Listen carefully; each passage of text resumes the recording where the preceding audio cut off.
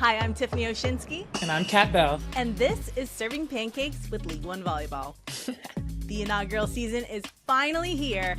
Each episode will be going over the matches from the week to keep you up to date on everything League One Volleyball. Then stick around after the analysis for interviews with some amazing people in and around the sport.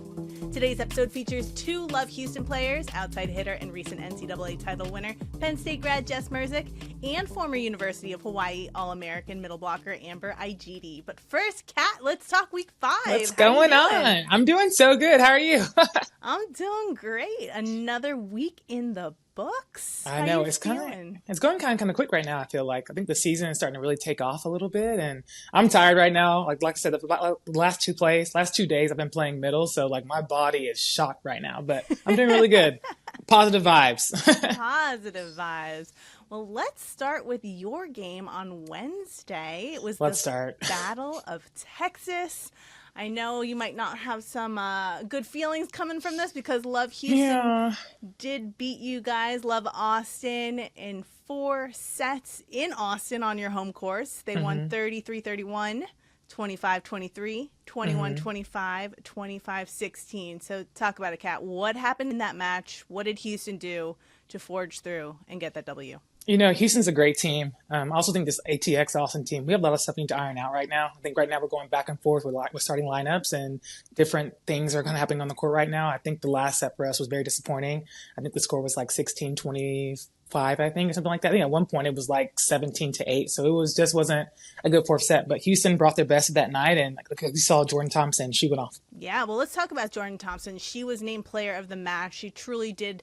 She did it all that match, actually, including getting 4 assists, because 2 of which came when Houston went without a setter in the third set. And Jordan finished with 23 kills, hitting .317. She had 4 blocks, 9 digs, plus those assists. So what was she doing that made her fairly unstoppable? So the night before the game, actually, Jordan, Maddie, and Micah came over for dinner at my house. So when the team found out that I fed them before the night before the match, they were like, "Oh, that's why they're all fueled up for the game. You fed them good." JT's a great athlete. She's phenomenal. She's on the national team, like you know, and she's just going to be here every single night. I think she performed really well. She's only going to get better. One thing about JT, I would say, is that she's finding a better rhythm with the cross-court shot. I think normally you don't see her hit a lot of the very sharp cross-court, the 2-2, and she was ripping it off that night. So she did a great job. Kudos to JT. Gotta ask, what'd you make for dinner? You know, I'm a chef. I'm a cook. I had a whole spread. We had 2 veggies. We had salmon, steak, chicken, little ice cream afterwards. You know, I hooked it up for the girls. Those are my friends, so I hooked it up for them. Molly and Chiaka were very upset because I didn't even think to invite them. I just Maddie's one of my best friends, and Maddie's like, "Hey, I want to come over into your apartment." I was like, "Yeah, great, come over." She's like, "Oh yeah, by the way, JT and Micah want to come too, and I'm also friends with them." And I was like, "Yeah, sure, bring the girls." So in my mind, I'm like prepping dinner for 5 people. Also, my boyfriend was in town at the time, so I was like trying to figure out what I was trying to figure out what to do. And Molly and Chiaka, who are my best friends, like, they didn't even cross my mind. So they were like, "Kat, what the hell?" You know? So I was like, "I'm sorry." So now coming up for Valentine's Day, we're going to do like a Galentine's. We'll have dinner here at my house the next 2 days. So. Oh, yeah. I love that. Oh my God. You fed them superfood, literally. Like, yeah. Like I want to, my love language is acts of service. And so I love to cook and make people feel great. And so we came here, had a glass of wine each, just caught up, not even really about volleyball, just each other, our lives, that kind of stuff too. So it was a great night. It was a really good night. Oh, that's amazing. That sounds. And then they beat us. Yeah, right. I was going to say. And then they beat us. Well, not only did they beat you, but that first match. Can we talk about that first match for a second? Yes. Because that match went 40 minutes, which as of now is the longest match in the young League One volleyball history. Yes. But at one point, you guys were up with 5 set points, and then Houston came back, and then they had 4 set points. So besides the superfood that you fed those girls the night before, what goes through your heads exactly when you're dealing with such insane back and forth, especially in such a late overtime match like that? Yeah, I think it's something we talked about last week about closing out and really finishing. I think a lot of the teams recently have been struggling with that, and Houston has did an amazing job that night doing it, as well as us. You know, this week after playing Houston, a lot of our practice time has been certain score points and just trying to close out a certain side out. So that game was long. You know, I think it went up past 30 points, and even sitting on the sidelines, it's like, okay, like, you know, we got to finish two. But to watch Houston come back and play the game that they played, it was great. Yeah. All right. And I want to talk about your other best friend Okay. on your team, Chiaka, real quick. Yeah. Chiaka finished with 7 kills, 4 blocks, and a dig. Now, although you ladies didn't win, just talk about Chiaka in general, her veteran presence both on and off the court, and how it helps your team kind of overcome these losses. You know, Chiaka is just a phenomenal woman. You know, on and off the court, she's such a great leader. She's so inspiring. Even in practices, she brings the same type of energy she will bring into a match. Going into that game, I know she's just trying. As a middle blocker, you can't do a lot. You know, middle blockers aren't going to take over games, but they're going to make sure they issue really important points. And I love that Chiaka, every match, she's striving to get better, help the team, make some really important blocks, and just being a great leader that she is. So she had a phenomenal night, like always, like she always does. And I love that she always brings that consistent energy every single night. Love it. That's my girl. You're going to have to tell us about Valentine's Day in the next episode. Oh, yeah, for sure we will. I will, for sure. All right, well, let's move on to Friday night's match. We saw Atlanta extend their win streak to 5 straight after defeating Salt Lake in 4 sets, 25-20, 23-25, 25-18, 25-18. Now, we've been saying her name for I don't know how many weeks now, but Tessa Grubbs, finally, she finally got a recognition as player of the match. We've been cheering for you, girl, Tess. We've been cheering for you, Tess. We've been waiting for this moment for you. You know, it's like 3 weeks in a row now. It's like 3 weeks in a row. So finally. Well, she had 23 kills, her highest so far this young season, plus 2 blocks, 4 digs. Tell me, I mean, I know we've talked about Tess before, but tell me, what did she do in this match that made her stand out the most? No, Tess is just being consistent and she's being confident. You know, I love that she's catching her rhythm as the weeks progress on, and she's just being, you know, what the opposite you want them to be. You know, she's dominant. She's putting balls away. She's making good blocking positions, touching a lot of balls. Like, she's doing great. And I'm really, really happy for her that she got the recognition she got this week. Like, well-deserved. Well-deserved. Now, looking at the stats, Atlanta dominated all categories of this match, but especially serving. They had 10 aces in this match. Now, at the pro level, how difficult is it to get an ace? Because you guys have some of the top passers out there in that background. 100%. You know, number one thing on the scouting report is that you don't want to serve libero. So as a server going to the back line, you want to serve, you know, your pin attackers or short ball to the middle blockers. I think Atlanta did a great job serving. Kelsey Cook is one of the best servers I've ever seen as well. And she went back there and really served a lot of balls up. So I think, you know, going back there and being a server, do what you do, be confident and serve that ball, but not to libero. Speaking of liberos, Minami Kojima was... You don't want to serve her. Yeah, right? You don't want to serve Minami. don't want to serve Minami, but, you know, I've praised her. I'm a stan of Kojima, of Minami. But she returned after being sick. So, you know, just talk about her and how she looked coming back after an illness. You know, as a bro, it's a huge presence to be on the court, and Minami is just that presence. Like I said, I had a great time playing with her during AU and just saw how great of an athlete that she is. Being back on the floor for Salt Lake, she definitely helps balance a defensive position for them and just doing the things that she needs to do. As a libero, that's what you want to do, and she did a great job. Did you call it a bro? Bro, yeah. I call liberos bros. Is that like a common term? Because if not, I kind of love it. Honestly, I think kind of maybe it's a Cali thing. Eric Sullivan was my coach at the University of Texas, and like Eric says bros. So like, I don't know if I got it from Eric, maybe, but like I've been calling liberos bros for the longest time. So yeah, and it's kind of cool too. Like, yeah, I'm a bro. Like, yeah, she's a great bro. Yeah. I love that. Liberos are bros. Yeah, it's great. New terminology, put it in the books. Yeah. All right, moving to Saturday's doubleheader. Love Atlanta swept Love Madison 25-20, 25-15, 25-21. Atlanta once again proving that they are the team to beat. They are now 6-1 in the standings. They get the number 1 seed in the Love Classic coming up this weekend. We've talked about this before, but with more game tape now, how do you stop them? You know, Atlanta wasn't showing what they're showing in the beginning, I think, and they're also a team that's constantly developing every week. They have a phenomenal, obviously, captain like Kelsey. She's amazing, so it's very easy to rally behind someone like that. I think, like I said, the confidence is there. Tess is finding her confidence. Danielle Catino, when she comes in, she's doing her thing as well. They're a tough team to beat, and right now, you know, I think they're just being confident, and they're just making sure that they're just taking progress for themselves and just focus on the games ahead. I don't think they think too far ahead. I think right now they're just kind of focused on their team and just being the best they can do every night. So it's very remarkable, honestly. And in this match, Igiede was named player of the match. She hit 333 with 9 kills, 2 aces, and 11 digs. Now, watching her, she was all over the court, especially in the back row. But what do you see from Gia?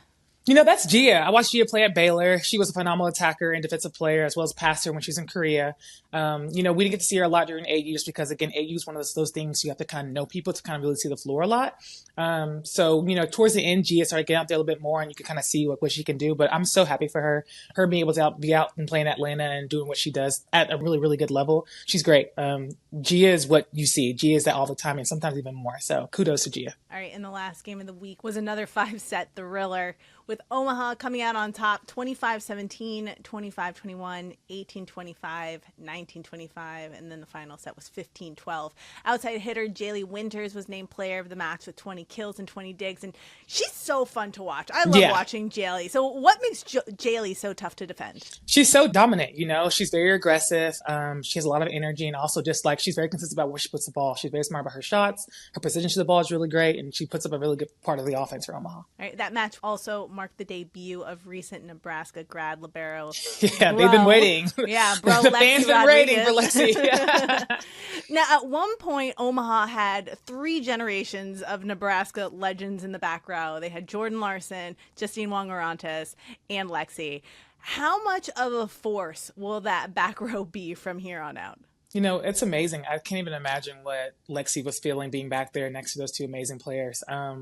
It's going to be a force to be reckoned with, honestly. Having such a great position of passing, it's going to be hard to serve who you're going to serve, Jordan Larson, don't think so. You wouldn't serve any of them. So you might as well just serve a short ball. That's what you can do. Serve the middle. Serve the middle. So it was a great night to see them all 3 out there together. And I'm sure Lexi had a great time. I'm very happy for her as well. On Salt Lake side, we got to give a shout out to Haley Washington. She was great in Friday night's match. But against Omaha, she had 11 kills, 4 blocks, 3 digs, and 2 aces. Now, I know Salt Lake is coming off back-to-back losses, but talk to me about our girl. How is she keeping Salt Lake in these games? It's the energy. Haley has such an amazing force of energy. Also she's coming back with her aggressiveness as far as attacking. She's a big part of the offense. They need her. I think she's only going to get better as the weeks progress. And that's what you want. It's not how you start, it's how you finish. And once she gets going, she's going to be honestly unstoppable. All right. Well, next week is the first ever LOVB Classic in Kansas City, the league's in-season tournament. First off, how excited are you for this? I'm excited. All my friends in one place is really exciting, and right? A lot of great volleyball. I have so many, it's a recruiting thing too as well. So a lot of my friends that do are college coaches are coming in as well. So I'm excited to be one big volleyball party, honestly. I'm really, really excited. Yeah, and it's going to be held at one of the biggest club tournaments in the States, in Kansas City. Mm-hmm. What do you think this means for these club girls to be able to watch pro volleyball players while they're competing and playing in front of college recruiters and everything? I mean, could you imagine when you were a club player to be able to walk over and watch some pro players what you hope to one day aspire to be, just right over there? Yeah, I mean, honestly, to be able to witness amazing women go out there and play volleyball is great. I wish I had the same opportunity, and I hope these club players take advantage of that and take the time when they have, time between sets or matches, matches to come over and witness some great history being made right now. There's no other place where you can get Kelsey Cook and Jordan Larson, Chiako Obagu, all these amazing Danny Drews, all these amazing people under one roof to watch them play. So I think it's going to be an amazing outcome. It's going to be really exciting. All right, well, we know that Atlanta has the number 1 seed in the tournament. Omaha is second, but as we also know, tournaments can be anybody's game. So prediction time. Who do you think it's the playoffs, baby. It's the playoffs. Having that bid is sweet. Yeah. Having that bid is really cool to go in and not have to worry about kind of fighting your way through. It's going to be tough. Right now I think we're coming at 5th. So we have to win those first 2 games to even be in that championship match. But it's going to be, my predictions are, if I had to go pick someone, it's going to be Austin. Let's go. Hey, I'm praying for our team. I'm pulling through for us. I hope that we just really get our stuff together and really just bite into what we're trying to do right now and find the rhythm we're looking for. But if not us, I definitely can see Atlanta or Houston up there as well. Omaha's amazing, great. I think it can be anyone's game. But honestly, Atlanta, Omaha, Houston, those are my top 3. Love it. I have no idea. Who I would top pick. 4. Austin is top 4. I have no idea who I would choose to win because it's a coin toss to me. I feel like any given day, any time on the court, you have no idea who's going to win, and all these teams have shown up every week, and so I'm just excited to see some good volleyball. Exactly, it's gonna be fun. Well, Khat, it's been so much fun talking about week 5. Excited to see what happens with the LOVB Classic, and for those of you listening, stick around for Jess Mruzik and Amber Igiede. We are back, and we are here with LOVB Houston's Jess Mruzik and Amber Igiede. Jess is a Michigan native who earned 3 AVCA All-American honors while playing for the University of Michigan before transferring to Penn State for the 2023 and 2024 seasons. In 2024, she led the Nittany Lions to an NCAA title and was named Most Outstanding Player in the finals. She made her U.S. national team debut at the 2024 NORCECA Final 6 Pan American Cup and led the U.S. in scoring while taking home the silver medal. As a member of Team USA, she was named MVP of the 2019 FIVB U18 World Championship and helped lead them to a gold medal. And Amber is a Baton Rouge, Louisiana native who played at the University of Hawaii all 4 years, where she was a 2-time All-American. She earned the 2023 Big West Championship MVP honors after leading the team to their 4th straight Big West title. In 2022, she was selected for the U.S. Collegiate National Team and was invited to the U.S. National Team training the next year, and she's also played professionally overseas in Italy. Now, Jess and Amber are both here playing in the States for LOVB Houston. Jess, Amber, welcome to Serving Pancakes. Actually, Amber, welcome back to Serving Pancakes. Thank you. Thank you.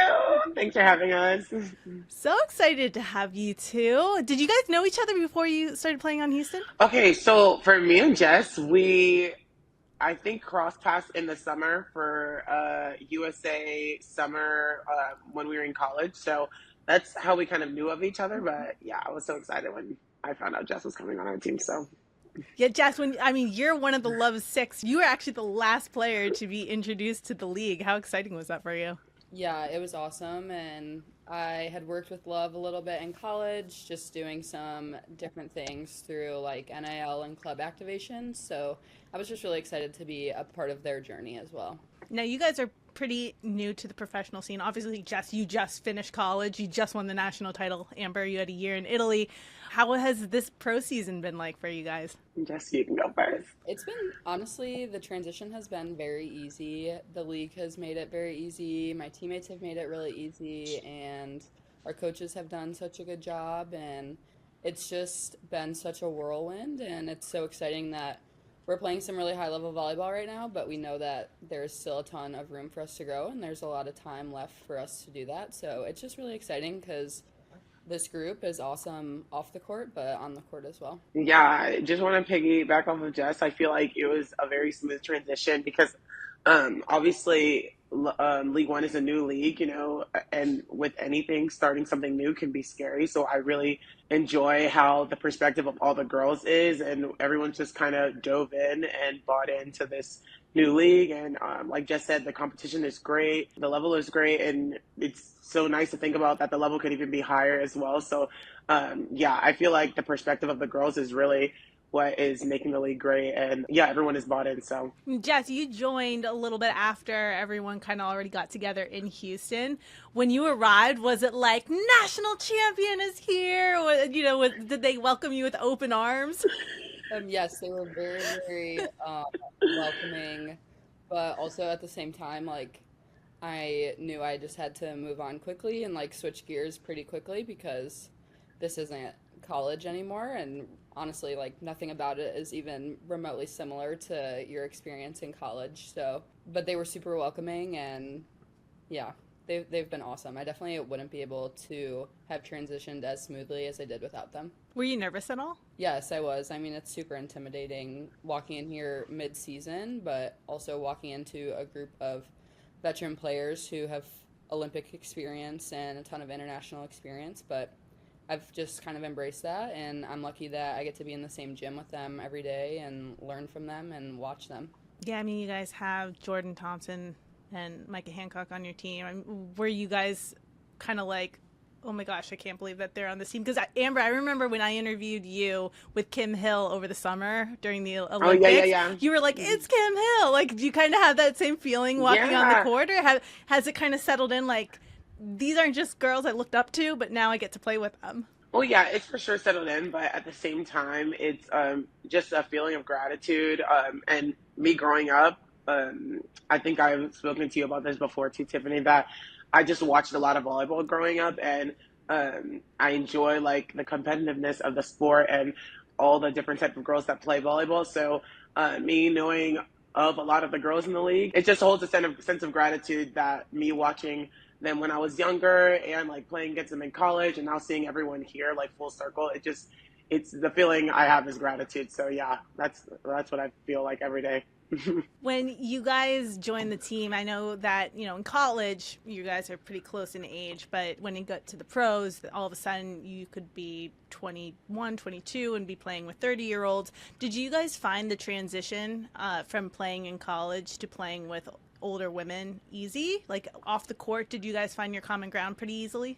Honestly, like with our team, I feel like there is no age gap. Like no age gap. We have people on our team who like have kids, and then we have the people like right underneath them. Then we have people who are around like 27, and then there's like me, Amber, Grace, who are younger. But honestly, I feel like there is no age gap on our team, which is kind of weird. Like we all just get along so well. And we're all very different, but like we all mesh like perfectly on and off the court. So that was really surprising, honestly, to me.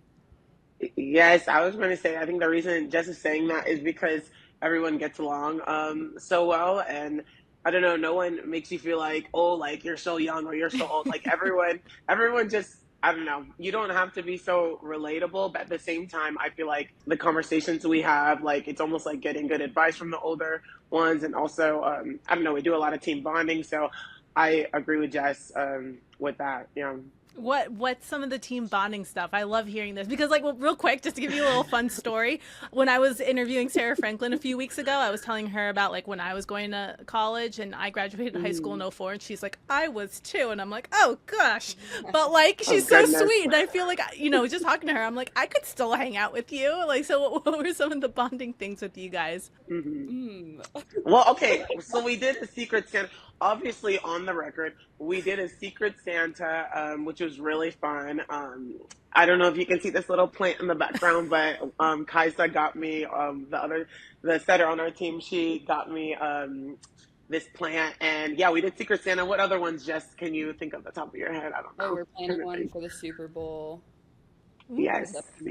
So, Super Bowl. We do a lot of like casual, just like dinners, exploring new areas. Yeah, I'm a big foodie. I think Jess is a big foodie as well, and so anyone that can come eat with us, we happily welcome, honestly. So I love it. And I feel like food is kind of the thing that can bring people together for sure. Yeah. Now, talking about the age difference and the fact that you're playing with some legends, you guys are crushing it with these legends. I mean, Jess, you are, I think, 4th overall in points, like in the whole league, and Amber, you're 2nd for middles in points. Like, you guys are crushing. Did you guys kind of expect to be a force like this, or were you kind of unsure of how you were going to play into your positions when you first joined? For me, thank you for bringing that up, but for me, it's like, I don't know. I just like feel like our team is very fun. We're very competitive. Competitive is the word, and I feel like we push each other during practice, and that really helps to translate during the game. But yeah, it wasn't easy at first, like there's a bunch of different parts, everyone getting to know each other, styles of play, and it's becoming like a beautiful thing, I feel like. But we're only a few games in, so like, we're trying our best, but I think so far so good. So yeah. Amber's being humble. Shut up. It's only 4 games in.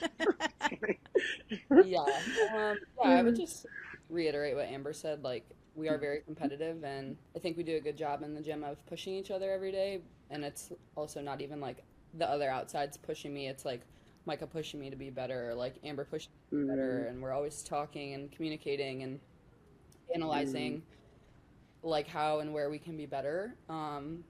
So that's great, like just to have in our gym and to see that kind of translate on the court in the matches that we've played and the matches that we are playing. But honestly, like coming in, I like wasn't really sure how I was going to do because I had never played professional before, and you kind of have this image in your head of like what it's like, but then when you get there, is that really what it's going to be like? So I mean, I'm still learning. I'm still taking it day by day and just trying to soak in every experience that I get this season. So next season, when I come back for a second professional season and it's full, like I'll know what to expect and how to handle things. Have you figured out how to occupy your time since you're not in school anymore, Jess?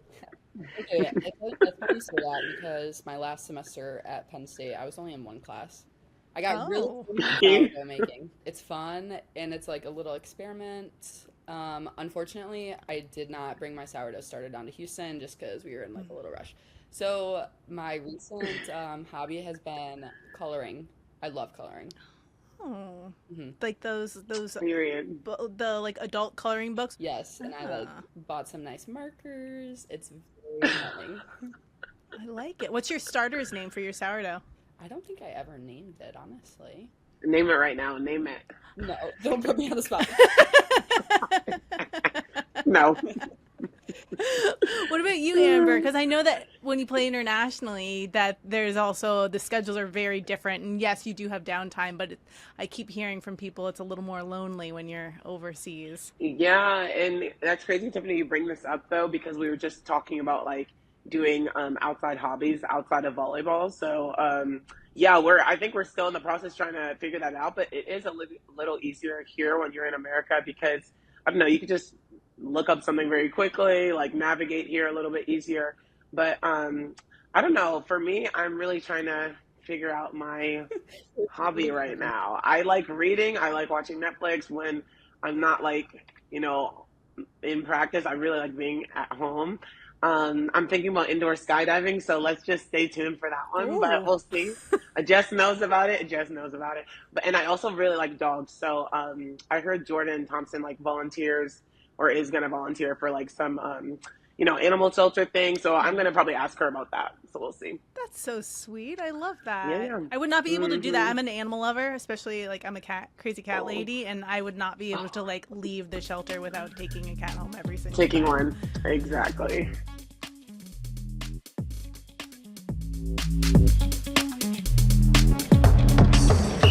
Back to your Houston team. I mean, you guys had your first serve in week 1 right after the official first serve happened.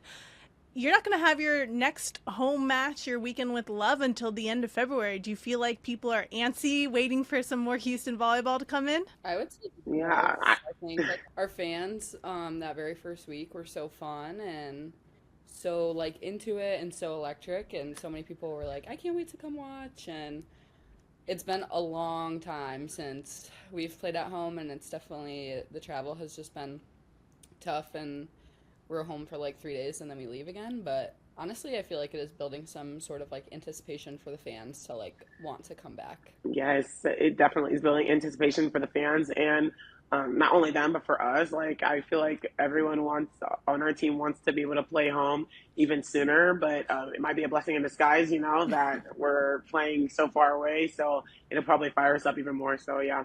How was the first serve? How was it in that first atmosphere, like with the fans there the first time? It was so much fun. My family got to come, and I know a lot of people on our team's family got to come as well. Yeah, it was so amazing, and to see like the media part of it as well, like the announcers like screaming. Like sometimes when you're overseas, like you hear them, they're like speaking another language, like the announcers, but like over here, like I don't know, they're just like pumping up the crowd, and to see my family in the crowd was really like rewarding as well. So yeah, it was amazing.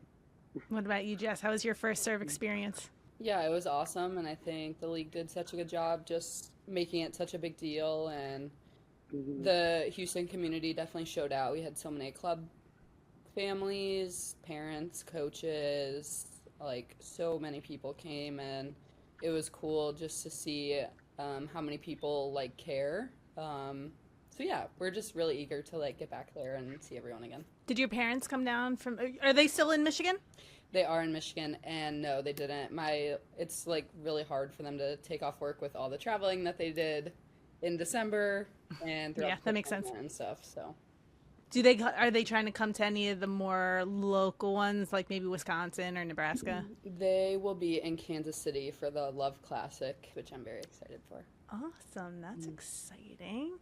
So tell me about the team in general and coaching and what this experience has been like for you guys, because I know we talked about before about like how you guys have bonded and everything, but is this experience kind of what you expected, or is it different just because of the way that the league is set up, the way that it might be different from college versus, pro practices or international practices? I knew that it was definitely very going to be similar to overseas pro, because you had so many players that have played there for so long, and everyone that's going to, take their knowledge and try to bring it onto one team. So I knew that it was going to be very similar into that aspect. As for the coaching, I think the coaching is great. I think Massimo really pushes us, and I've always honestly wanted to be coached by him, because in Italy, like, he did great with his team there, and obviously the Olympic team for Italy. But yeah, he does a great job pushing us. He's like a man of few words, but at the same time, we know what he's thinking. So, I think he does a great job with us. What about you, Jess? Yeah, I would agree. Massimo's been awesome, and I couldn't think of a better coach to play for my first professional season, because he has seen so much and has been so successful and knows so many things, and he wants to win. Like, he loves to win, which is something that I resonate very heavily with. So he has been awesome. He is a man of very few words, like Amber is saying, but he does get his point across very quickly. Yeah, he's been awesome. Paula's been awesome. And yeah, I mean, honestly, like, again, I didn't really know what to expect. Like, Amber had a season overseas, so she knows what that's like. I have no idea. So, like, this is kind of like normal to me. So I'll tell you in like a few years, I guess. Right. Fair. What about when it comes to like the young fans, like when you see the club girls in the stands? How is that experience like? It is so cool, because I feel like the best way to like even just be better at volleyball and like learn more is watching. I think watching has always been such a great tool, and like even when we were growing up, the only way you could watch is if you got like volleyball TV, and like it was like a big like process to even just watch professional volleyball. So now that it's so easily accessible to them, and we're in the same gym as them, and like we'll be leaving the gym as there's a huge tournament, so like we're just always kind of in their view, which I think is really cool and something that I wish I had growing up for sure. Yes, I totally agree. Like, I think that younger players, like, watching higher level volleyball, or even any volleyball in general, is such a good tool, like, for them. Like, just for me personally, like, watching volleyball when I was younger, it almost even, like, inspires you and almost, like, wants to mold your personality to, like, be, like, the players that you aspire to be. Like, when I was younger, I used to watch so many middles with like exciting energy, and I'm like, oh gosh, I want to be like that. Like, I don't know, it just it inspires you. So I agree with Jess on that point too. Amber, I think we talked about this before when you were on the show back in the summer, but for both of you, how did you guys get into volleyball? Oh, Jess, you go first, because I think I've told this story too. I used to be a competitive cheerleader. Oh. Yeah, crazy.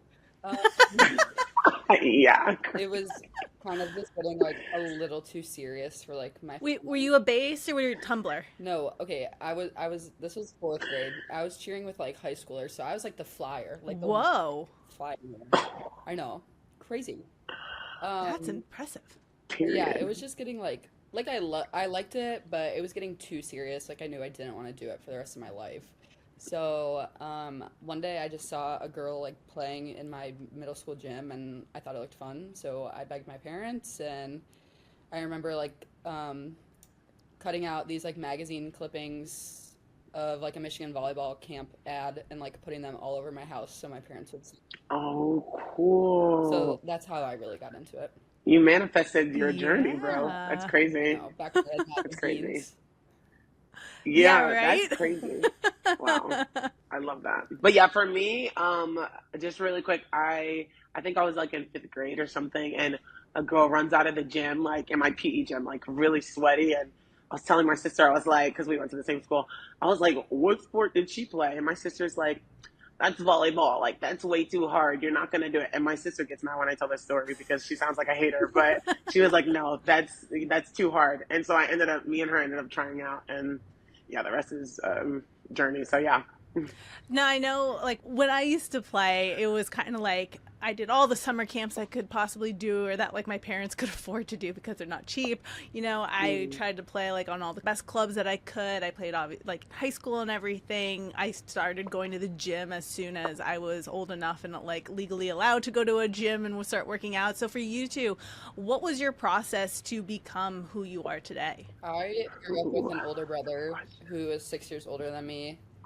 And growing up, we did not like each other, like typical brother-sister relationship. And then when we both like grew up a little bit, he became my best friend. But I think the like older brother like bullying the younger sister kind of like whipped me in the face really quick. He would like ask me to go out in the backyard and like be the goalie while he kicks like soccer balls at me. I'm like 6. I'm like, oh my god. No, but he definitely had like a huge impact on like the athlete that I am today because he was always working out. So like I always wanted to be like my brother. So I always wanted to take after him, and I was like a gym rat. Also, I was doing all the lessons, camps. Even like now when I go home to visit my parents, I'm still a gym rat. I still like love to go back into my old club and like play and coach. So yeah. Is that how your swing is so insane and fast, is from all that lifting? Probably. Or probably like trying to like push him off of me when I was younger. Right. Trying to fight him. I just remember watching you during the tournament this year, and I like tweeted at Emily Eamon, and I was like, how does Jess Mruzik have that arm swing? How do I get a swing like that? She's like, she loves the gym. Right. Inviting her brother. Yeah. No, but for me, I like Jess's story too, because I feel like everything sort of has a root like on like who's pushing you, and I like the idea of family, and my family is just such a hardworking family. Like from my parents, like they moved here from Africa, I think when they were younger, like just to start work, and they've really worked up to like provide for us and everything, and they've just instilled like hard work in me and in my siblings as well. And yeah, like sometimes I thought they were too strict when I was younger, but they pushed me like every single like step of the way. And I think the thing that inspires me the most is that they really don't, obviously they care like about like me like having fun and doing well, but they really don't care about the result. Like as long as like one works hard, like there's going to be good that comes from it somehow, is what they always taught me. So yeah, I've always looked up to them from that perspective, from all perspectives, but especially that one. Yeah. When it comes to like, you know, youth players, if you could tell yourselves, like your younger self, some advice, what advice would it be? Ooh. I'll probably go first with this one, and it's just the advice I use for myself all the time that my mom uses. She always tells me like not to use my own paintbrush like to paint someone else's canvas, and basically like almost like a story about comparison. Like just don't compare yourself to other people, because like you as an individual like is good enough, you know what I mean, and it's gonna take you far. So that's probably something I would say to my younger self, since my mom always says that to me. So yeah. I like that, Amber. I like that too. Thanks, girl. Thanks, my mom. I would say just enjoy it. I think if I learned anything through my last season at Penn State, it was that like this really is just another game, and it's a sport, and we're so lucky that we get to do this as our job. But like there's sometimes life outside of the sport you're playing like is so much more serious, and like Coach Katie at Penn State was dealing with so much, and it just put into perspective that this is just a game. And the cool thing about volleyball is that like you meet so many amazing people and build so many relationships along the way. So to just like enjoy it and enjoy playing a sport you love with your best friends, and it'll take you super cool places and you'll make amazing memories. But sometimes if you get too caught up in the volleyball, you like miss the little pieces along the journey. I love both of those. Those are beautiful. Great. Yeah. Beautiful. Yeah. Volleyball is such an awesome team sport that it's a beautiful thing, as they like to say. Well, ladies, it has been a pleasure speaking with you. I wish I could keep talking with you guys for, a lot more, because I have so many other questions I would love to ask you, but maybe we'll have you on again so that we can keep going with the conversation. Right. But thank you guys so much, and best of luck the rest of the season. Thank you. Thank you. Thanks for watching Serving Pancakes. Don't forget to subscribe and hit the like button. You can also listen to the podcast version on the iHeartRadio app or wherever you get your podcasts.